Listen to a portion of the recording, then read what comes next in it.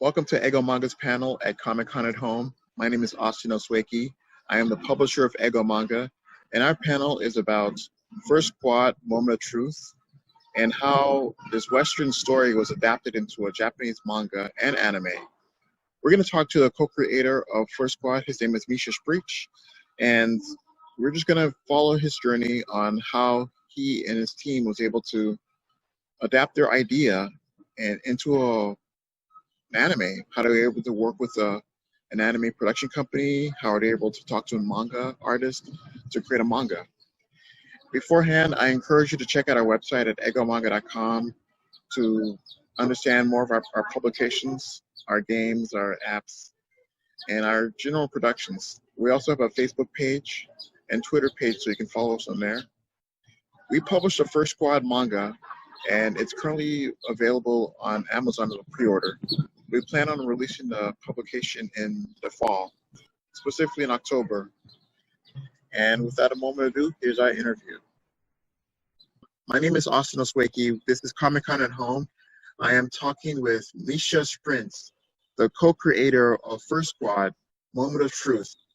And we're just going to have a casual conversation at Comic-Con at Home to just discuss the path, the journey of developing your idea into an animation and an anime and a manga, which is a very interesting thing to do since you're a Western company. You're based in Russia, I believe, and you had your production produced entirely by a Japanese studio and mangaka.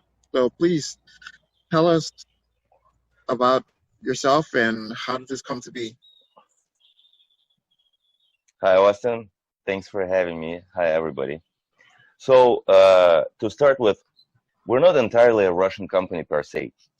In fact, the company that owns the property is based out of Toronto, Canada. But it's true that most of us who took part in the creation of First Squad on this end, not on the Japanese end, are origins of Russia. The fact of the matter is that my co-author and myself have known each other for the past, almost 40 years. I mean, we met in grade school here in Moscow, way before the collapse of the Soviet Union. And much of the impressions that we accumulated throughout our childhood went into First Squad story and the look and feel of the film, and by proxy, the manga. Like you said, my name is Misha Shprits. I grew up here in Russia, went to Germany for my university. Both Alyosha Klimov, my co-creator, and myself went to the Munich Academy of Art and graduated from it in the late 90s, which sort of, had its hand at the strange mix of culture that we ended up appropriating in our adult lives. I then moved to New York City and worked there in the internet industry as an information designer throughout the mid-aughts, upon which Alyosha and I decided that come rain or shine, whatever happens, we're doing First Squad. We quit our jobs and started looking for ways to realize our vision. That took a couple of years. Like a project as crazy as that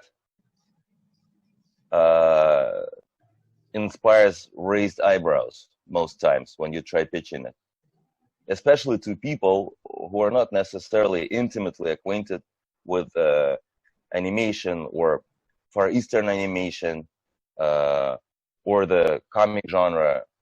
And you know that Russia is not necessarily the mecca of these things, even though the popularity of the genre grew very rapidly, very aggressively, right around the time when we first started First Squad. So that was the first challenge we faced, just finding the means to even start. And once we succeeded in that, thanks to really just luck, pure luck, more or less. And I firmly believe that if we attempted to endeavor any such thing now, we probably wouldn't have found any backers for the concept. It's the crazy period of the early aughts, the late 90s, with the blooming of amazing anime and its triumphant march across the world that allowed also us to somehow join and become part of this world. Once that was sort of secured, or at least a small chunk of it, we went about trying to find partners in Japan. And that proved to be even much harder. In fact, you will probably know much better than myself how hermetic the Japanese society is in many ways, even though there's an enormous amount of cultural openness and curiosity for other cultures, right, in Japan. But operationally, as far as actual doing things together goes, is really not necessarily an intuitive proposition in Japan. So it was hard to, and we were very lucky that we ended up at Studio 4C and under the auspices of Tanaka Eiko, canonical, famous, prolific, and amazing Japanese producer who created the studio, an alumni of Studio Ghibli, as you probably have heard. So yeah, we were extremely fortunate to have been, you know, received and heard out over there, and we embarked from then on this journey that took 5 years. That's how long we worked on the movie. Can you tell us a little bit about the film itself, or the whole project, about the story? Sure. Sure. We started the project off as animation, and manga came later. In essence, First Squad is a story of a group of teenagers in the midst of the insanity of the World War II here on the Eastern Front.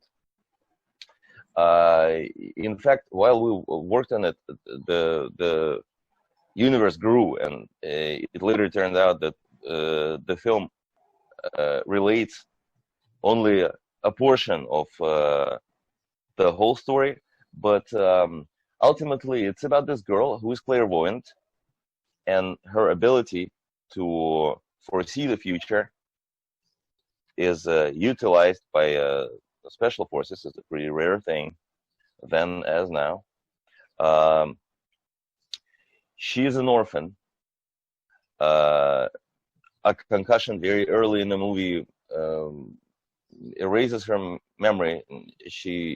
Her amnesia is the starting point of her journey. She travels to the underworld, having lost all her comrades, her friends of the First Squad, finds them in the underworld as dead souls, basically, and enlists them to assist her in trying to defeat the Nazis, who in their turn rely on the help of also dead Teutonic knights who rise from the dead to join forces with the Wehrmacht to defeat the free world. So, in a nutshell, I hope I didn't spoil too much for whoever hasn't read that yet. Yeah, so could you talk about a little bit about the differences between the manga and the anime? There are a few scenes in the manga which differ from the film. There's a couple of flashbacks into the stories of important characters, especially the nemesis, Nazi magician Baron von Wolf. But overall, I'd say that probably about 80% of the story will be similar between the film and the manga. But naturally, I mean, all of us who took part in the manga project wanted to enrich the audience's understanding and familiarity with the characters and the story by adding the manga to our slate. Right. So, can you tell us the very origins of First Squad? Like, how did it come about, and the whole journey of developing your idea into anime, and ultimately in later manga? Sure. Just the whole beginning, please. The Soviets had made an attempt at comic books, very feeble. Whereas book illustration and graphic arts are very much within the Russian tradition. The art of illustration, especially around the turn of the 20th century, it never really graduated to the form of comic proper.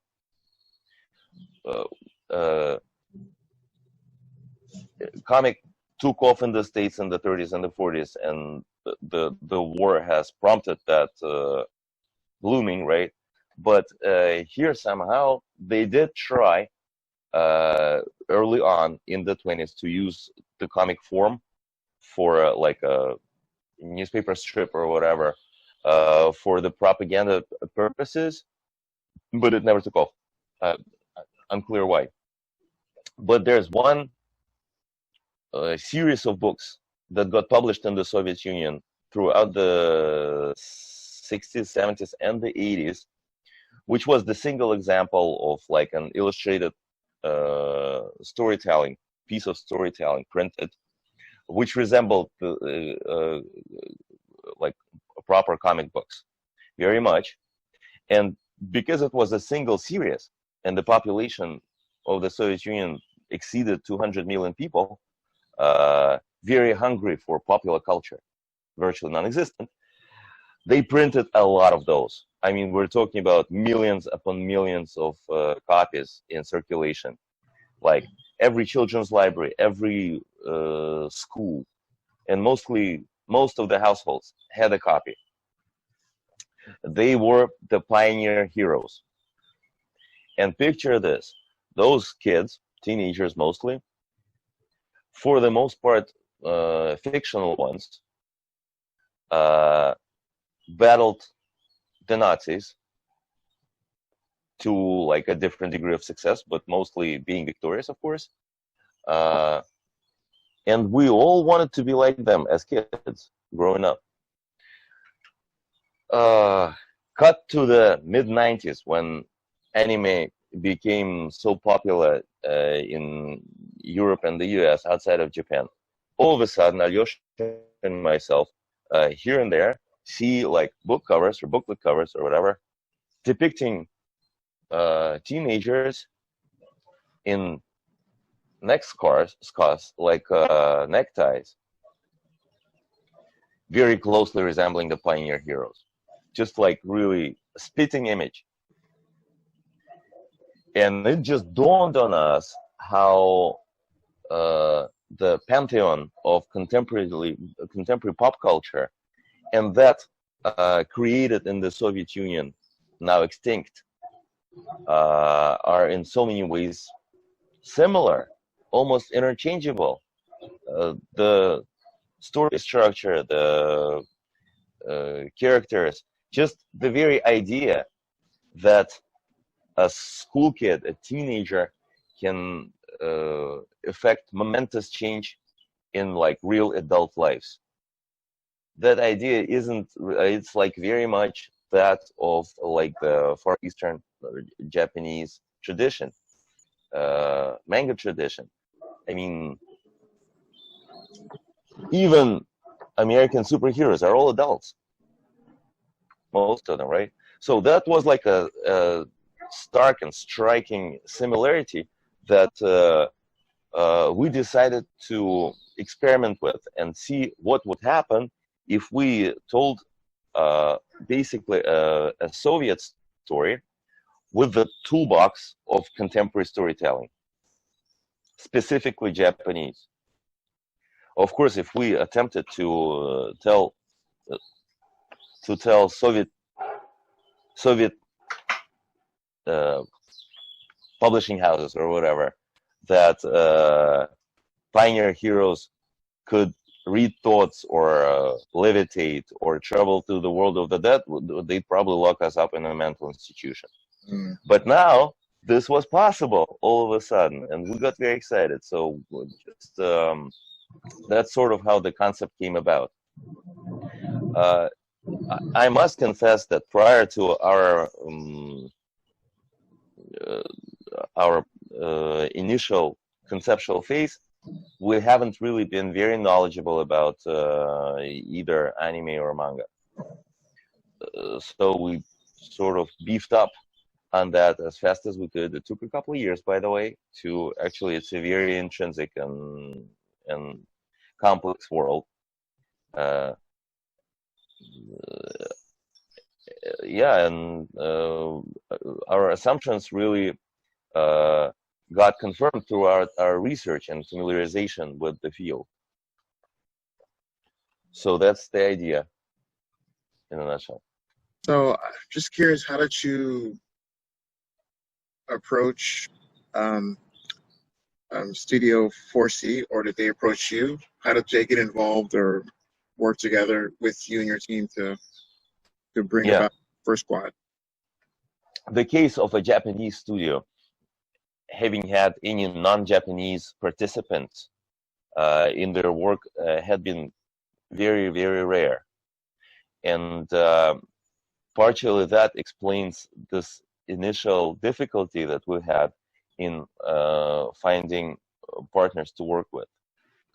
Most studios just couldn't picture exactly how would that work. I mean, the language barrier, differences in culture, differences in work ethic, all that stuff. But we were lucky that Studio 4 Degrees actually had that experience. They were involved with, majorly involved with Animatrix, and Wachowski then brothers had been their guests many times over. They had Michael Arias, the author of Tick on Concrete, Black and White as it translates into English, an amazing film. He was working at Studio 4 Degrees for many years, and as he is bilingual, it was like easy for us to, converse. So, not that the studio hadn't been very selective and particular in choosing their partners. So it did take us some time to become good acquaintances first and friends initially, until we kicked off the actual creation process. And even throughout that, which took a couple of years, there had been like, dozens of anecdotes where the sheer difference between our cultures had created like lots of comical confusion. In one of the instances, the Japanese background artists came up with images of the Russian village without ever having been in Russia.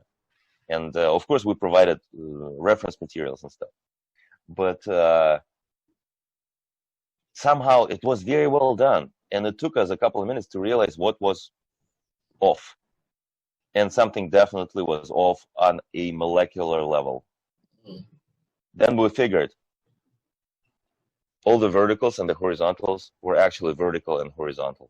But that's not how Russia works. The whole thing is a little bit off, you know. Nothing is ever straight vertical or straight horizontal. So we came up with a mathematical, arithmetical rule for the fence planks to deviate from the vertical at like different angles. We came up with a formula how to calculate at what angles, because the Japanese artists plainly refused to do random deviations from the vertical. They needed some sort of a rule. Did you and your team have any more hands-on cooperation with Studio 44 Degrees? We were present at the studio at least 7-10 times a year, each time for 2 weeks, sometimes a month, sometimes 2 months. So yeah, the director Ashino-san, an amazing artist. The producers, well, who else? I'd say also, of course, character designer Nakata-san used us as reference, as living and walking reference tools. We took part in, because we're both relatively graphically apt, I mean, incomparable to the actual anime artist, of course, but we're graduates of the Art Academy, right, in Munich, and we could draw, aside from writing, of course, not nearly as well as actual animation artists, but we were able to express ourselves graphically as well, and just sketch a few things here and there, suggesting this and that. But it was kind of like curious, because production of animation is sort of can be compared with farming. It really with farming in an unfriendly climate. The quality criteria and expectations are very, very high, but the resources the animators often have to their disposal are most times limited. No such thing. I've never heard of any such project in Japan where, say, like in Hollywood, like you have any amount of money that you can spend on a project. So the planning is very tight, and the discipline severe. People seriously like don't see any life while they're in a project pipeline. So it was hard to devise a strategy how to insert ourselves in that pipeline and inspire dialogue, which ultimately was our goal. And like I said, I mean, the studio in general and particular artists on the first squad team have been extremely open-minded to let us have a say and try to understand what these guys are even saying. Thank you for talking to us about the animation part. We'd like to talk about the manga. Please explain to us how that came about. Right. We felt that we were incomplete without that piece of the puzzle. So we started looking for someone to collaborate with. Part of the reason had actually been to provide our audience with a little more insight into the story and the backstories of the characters and so on. So when we came across Sugihara-san's work, we were very much impressed. And what we loved about him is this very distinct style. much different from how the film was done, and but a very expressive one at the same time. So we engaged him. Sugihara-san,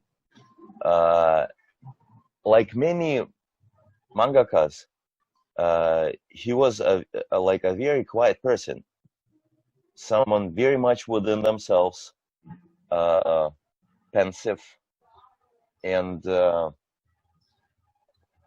very low-profile guy, like an extremely appealing guy. But you know, it was hard to know him better, just because of the introverted nature of the manga work. Like most manga artists that I ever met, this is not that many, but the ones that I had the fortune to know are like very within themselves, in their own world, like clammed up in a way. And they're also very specific people in their private lives. So I couldn't say that we worked very closely together, or that there had been very much discussion. Discussion is not necessarily like language, is not necessarily the comic book artist's strong suit more often than not. But I do recall clearly how, having seen the film and talked to us, and having read the story, leafed through the reference materials, Enka-san came up with suggestions how he would modify the storyline and some of the characters. And I must tell you in all earnestness that to this day I do regret having rejected many of them, as I suppose just the solidity of our idea of the film had been such, our passion for the material, the years that we spent creating First Squad, ultimately, to a certain degree, we became captive to these notions, and that narrowed our view. I mean, if that were to happen to me today, with 10 years have gone by in the interim, I would have been much more open-minded to what he had suggested, and I would have supported like a further deviation from the film storyline and the characters. But still, we took some on board, and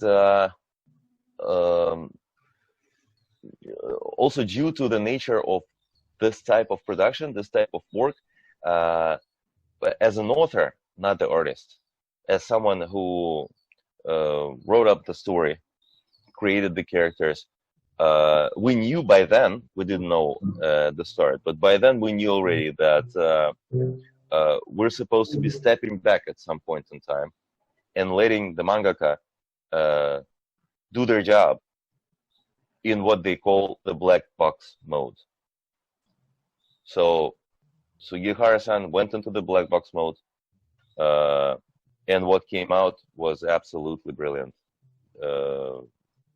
As we saw it, I mean, we don't know what others will say. But in the meantime, in Russia, where the book had survived 2 editions by now, it's been received very well.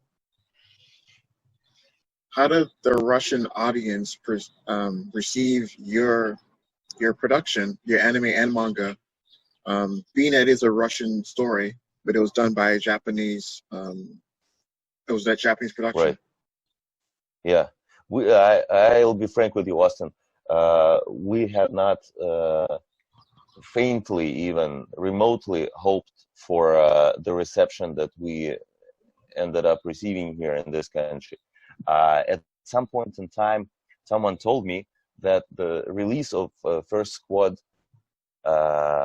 in Russia 10 years ago was the largest anime release outside of Japan, aside from Miyazaki films.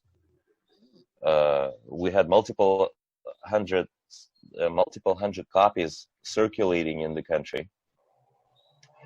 In theaters, I mean, not straight to video or anything. If people actually spend, you know, their romantic outings watching our movie. Now, whereas we were aiming at young adults, the film actually became popular within adult audiences. Although young adults were also part of it, of course. But see, here in Russia, people of our age, a little younger maybe, a little older, grew up with those cliches of pioneer heroes. They had not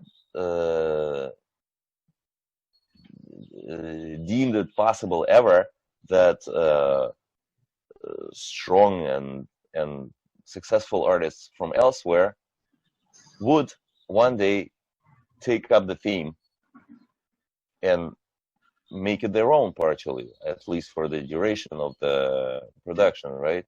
So the Russians, whose collective self-esteem had suffered a major blow when the Soviet Union collapsed, they felt that this was sort of a sign of a recognition somehow that that this culture of this country had value internationally, globally. So that was part of that. Also, of course, we had like a bunch of Easter eggs built inside the narrative and the visuals for local audiences that only people who grew up here would be able to decipher, get, and even laugh at. To give you the most obvious example, there's a scene in the film where the Secret Service general, the Soviet one,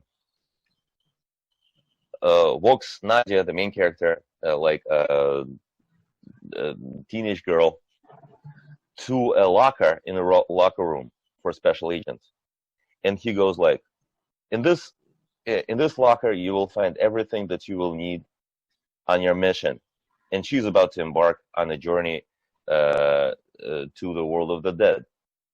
She opens up the locker, and what she sees there is the pioneer scarf and the katana. And I mean, in Russia, people would just crack up at seeing that. I mean, katana is such an extraneous, a completely exotic element that never had been part of a, you know, young pioneers toolbox or anything. It just it's completely far out, and I mean, it blew people's mind. We got super strong reviews. The film subsequently got premiered at the Moscow Film Festival, one of the oldest in Europe.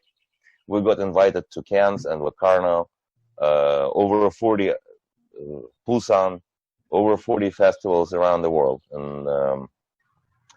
and due to that, we ended up being distributed by Sony and Manga Entertainment worldwide, which is also for Russian films not necessarily such you know, widespread phenomenon. I see. So yeah, I mean, of course, there's also another side to that medal, namely, as you know, the anime community globally, outside of Japan mostly, can be divided into like hardcore anime geeks who really want their anime being along the lines of Dragon Ball Z.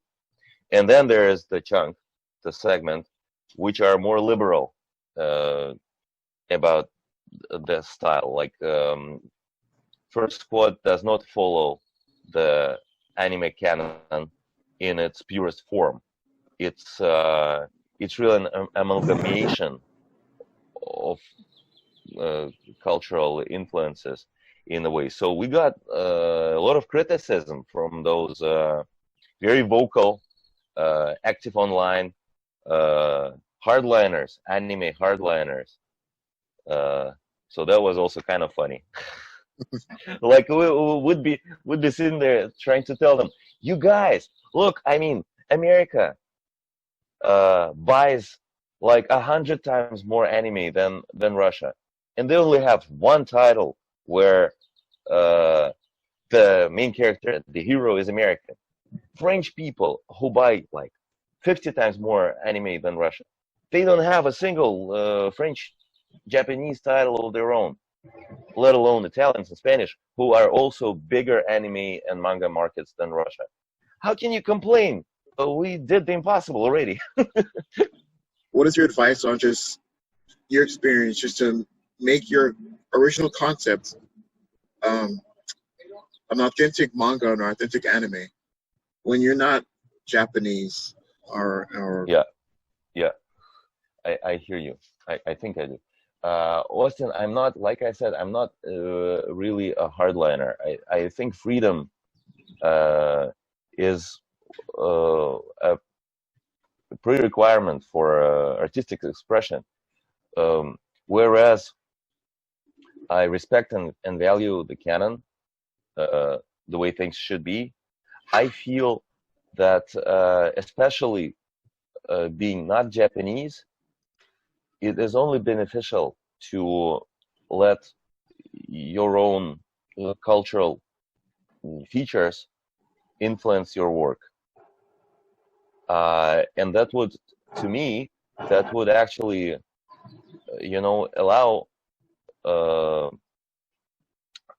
better distribution in your own country, for example, where whereas when you try and keep your work strictly manga-like or anime-like, or use something that is called anime style or manga style, you actually put yourself at a major disadvantage, where you have to compete with authentically Japanese artists who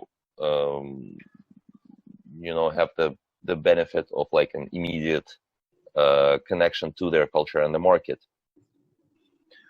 So to me, the more the merrier, and I feel that synthesis, amalgamation, a mashup, maybe even at times, is always a healthy and a productive tendency. That's my take on our Western attempts at manga. Whereas I see these days an increasing number of non-Japanese artists who become very good at manga, and they also start being recognized in Japan, as far as I hear. But I suppose these are very isolated, select cases. What is your advice to other creators, other studios that want to adapt their work into manga or anime? From your experience, what can you offer? I suppose one of the more important things to bear in mind is to, in terms of the narrative and the theme, to try and address universal subjects. Like, to us, we had no idea, starting out the work on First Squad, say that the subject of the World War II was not necessarily a very welcome one in Japan. One of the reasons there's relatively few Japanese anime and manga titles that deal with the subject matter is that Japan's own role in the World War and had been a questionable one, as we all know. And in contemporary Japanese culture, it's actually being sort of swept under the rug more often than not. Commercially, it's not necessarily a very promising territory. Of course, I mean, naive as we were, we had our own Western audience in mind, more so than that in the Far East. But today, having gone down that path, I'd probably suggest for anyone who wants to work with Japanese artists and have a distribution in Japan to address more universal subjects and find ways to connect experiences of Japanese, or like life experiences of Japanese readers or viewers and those in their own country. So to see, say, like high school, probably the most dominant subject matter for manga is quite similar everywhere, and the coming of age situations are among the more universal themes in the whole realm of storytelling. So that's, for example, a great point to start, especially since many new non-Japanese mangakas are teenagers, and they have like this very immediate experience as they go through high school. You know, first loves, the relentless fight for popularity within high school kids, all that. Those are very promising, very potentially powerful situations that can be reflected upon immediately. So I wonder if that's any good, that advice. But Is there anything else you wanted to add or to let people know about any future developments or announcements regarding First Squad? Thanks, Austin. Yes, as a matter of fact, we do have a new book in production. Is a bande dessinée, an illustrated novel that we are creating with Nakara-san, the amazing artist that created First Squad characters. He had been at work with our book Ivan for the past 2 years, and the results so far have surpassed our expectations by far. Ivan is an epic saga, really, about a young prince in a world that looks medieval to the initially, but actually turns out that it's set very far in the future, where the civilization has sort of deteriorated back into the Middle Ages. Some of the machinery and artifacts of our contemporary world still remain. They have television, some have firearms, even a tank maybe in one or other nation, but the Earth population has decreased by 90%, and the upkeep of contemporary infrastructure had not been possible for centuries by the time we open. So I'm very glad to announce that this is actually coming to life, and I'm very excited about the book coming out possibly a year from now. So this is the first ever time that I'm publicly mentioning it, and I'm hoping not less. And that was our interview with Misha. I want to thank him for his time to talk to me about his journey from developing his concept into an anime and manga. Again, we are publishing the First Squad manga. Check it out on Amazon. It's on pre-order now. You can also visit our website at eigoMANGA.com for more details about First Squad. Follow us on Facebook, Twitter, and just check us out. And thank you very much for your time.